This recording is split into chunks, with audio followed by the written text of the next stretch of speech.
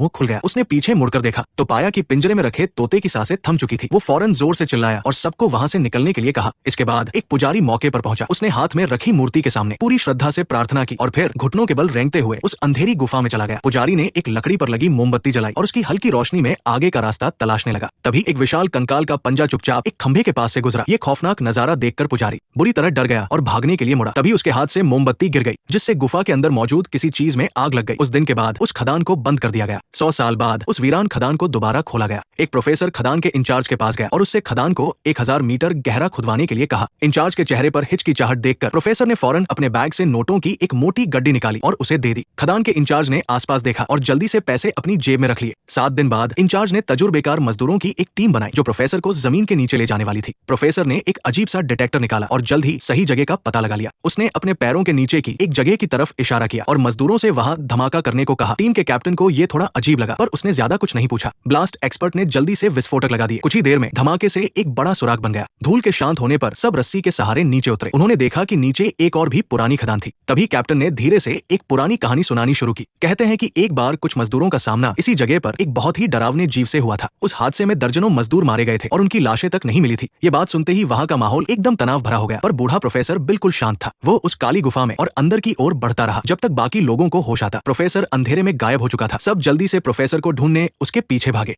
जल्द ही वे एक दोराहे पर पहुंचे। सबने अलग अलग होकर प्रोफेसर को ढूंढने का फैसला किया। बाई तरफ जाने वाले 3 लोगों की टीम जब गुफा में और अंदर गई तो उन्हें वहां एक कंकाल पड़ा मिला। लालची सनी कीमती सामान के लिए उस लाश की तलाशी लेने लगा पर उसे कुछ नहीं मिला। तभी रॉय को कंकाल के हाथ में एक अजीब सी चीज मिली। सनी ने फौरन वो चीज छीन ली और उसे दांतों से काटने की कोशिश करने लगा। रॉय ने अनजाने में ध्यान दिया कि कंकाल की उंगलियों की हड्डियां पूरी तरह से घिस चुकी थी। ये देखकर उसके रोंगटे खड़े हो गए। फिर उन्होंने दीवार पर खून से लिखा एक श्राप देखा। उस पर लिखा था वो हम में से हर एक के लिए आएगा। वो अंधेरे में छिपा है। अभी वो सो रहा है पर वो वापस जरूर लौटेगा। उधर कैप्टन को भी प्रोफेसर मिल गया। वो बड़े ध्यान से दीवार की तस्वीरें ले रहा था। कैप्टन को प्रोफेसर का बर्ताव बहुत अजीब लगा।